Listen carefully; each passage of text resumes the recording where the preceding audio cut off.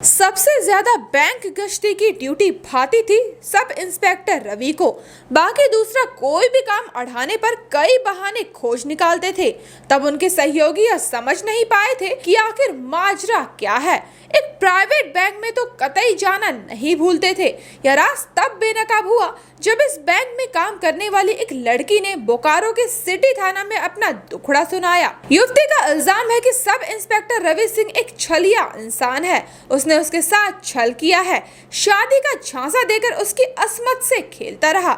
जब कभी वह शादी की बात बोला करती थी तो वह तरह तरह के बहाने लगा टाल जाता था। बीते 2 साल से वह उसे अपनी चिकनी चुपड़ी बातों में उलझाए रखा और उसका यौन शोषण करता रहा।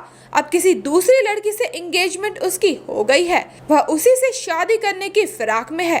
6 का तिलक की रस्म पूरी हो चुकी है, अब केवल 7 फेरे लेना बाकी रह गया है। प्रेमी दारोगा के दूसरी लड़की से शादी करने की भनक लगते ही युवती बिदक गई और सीधा पहुंच गई थाना। उसके बयान पर FIR दर्ज कर लिया गया है। वर्तमान में दारोगा ATS में तैनात है। युवती का कहना है कि प्यार, दोस्ती, चाहत, मोहब्बत सब उसके वास्ते दिल लगी है। उसने अपना दिल देकर सब कुछ न्यौछावर कर दिया, पर दारोगा बाबू छल कर गए। दुखी पीड़िता इंसाफ की चाह में पुलिस के कई अधिकारियों के पास गुहार लगाई है कि दारोगा बाबू की होने वाली शादी को रोका जाए और उसे न्याय दिलाया जाए। वह उससे शादी करना चाहती है। थाना में जब पीड़िता पहुंची तो पीछे पीछे दारोगा बाबू भी थाना पहुंच गए थे। वहां उसने आपसी सुलह का रास्ता निकाल लेने की बात कह वहां से खिसक गया। पीड़िता का घर भी बोकारो में है, लेकिन वह रांची के एक प्राइवेट बैंक में जॉब करती है। बैंक में ही उसकी पहली मुलाकात दारोगा रवि से हुई थी। वह रोज ड्यूटी के बहाने बैंक आता, उससे मिलता जुलता बातें करता। धीरे धीरे दोनों में दोस्ती हो गई, दोस्ती प्यार में बदल गई। पीड़िता को दुख इस बात का है कि रवि गले का हार बनने की बजाय गले का फांस बन गया। इधर रवि सिंह से संपर्क करने की कोशिश की गई पर वो नहीं मिले। उनके कुछ बैचमेट ने बताया कि रवि व्यवहार कुशल इंसान है। वह ऐसा कैसे कर गया, सहसा यकीन नहीं हो रहा। सुने क्या बोली पीड़िता। 2018 से रांची में रहती थी मैं।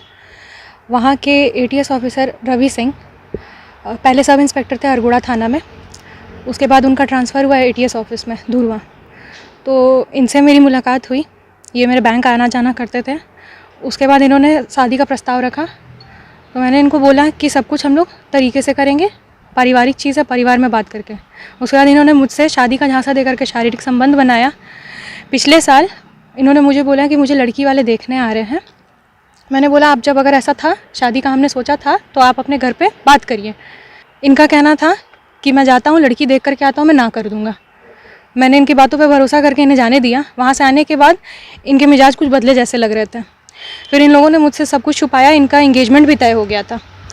इंगेजमेंट की तारीख थी 20 नवंबर। इनके परिवार वाले मुझे बार बार कॉल करके बोलने लगे कि आप टॉर्चर नहीं करो हम लोगों को, बहुत परेशान कर रही हो। और मैं लड़के ने अपने परिवार में बताना ज़रूरी तक नहीं समझा। जब मुझे ऐसा लगा कि अब बात हाथ से निकल रही है, मुझे बताने की ज़रूरत है, तो 20 तारीख से 2 दिन पहले यानी 18 नवंबर को मैंने इनके पिताजी को फ़ोन किया। इनके पिताजी का कहना था तुम अपना मुंह बंद कर लो, हम लोग कहीं कुछ नहीं करने वाले, तुम कितना भी हाथ पैर मारोगी हम लोग कहीं नहीं कुछ करने वाले हैं। फिर वही से रोना धोना। इन्होंने मुझे बोला कि आप मुझे एंगेजमेंट करने दो, जिसका मेरे पास पुख्ता सबूत है। इन्होंने मुझे बोला कि मुझे एंगेजमेंट करने दो, एंगेजमेंट कर लेने के बाद उधर से लौटने के बाद मैं एंगेजमेंट तोड़ दूंगा। इनकी बातों में वापस से भरोसा करके मैंने गलती की। अभी कल देर शाम मुझे ये पता चला कि इनकी शादी हो रही है।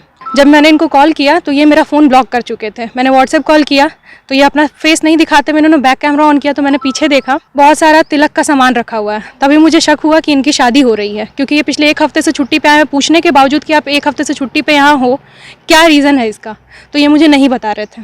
तो अभी मैंने इसके लिए कार्रवाई की है, FIR दर्ज किया है उनके खिलाफ, और अब चाहती हूँ बस कि मेरे को इंसाफ मिले। शादी का झांसा देकर कहीं अपने संबंध को इन्होंने आगे बढ़ाया था। मैं चाहती हूँ कि मुझे वही इंसाफ मिले, ये मुझसे शादी करें।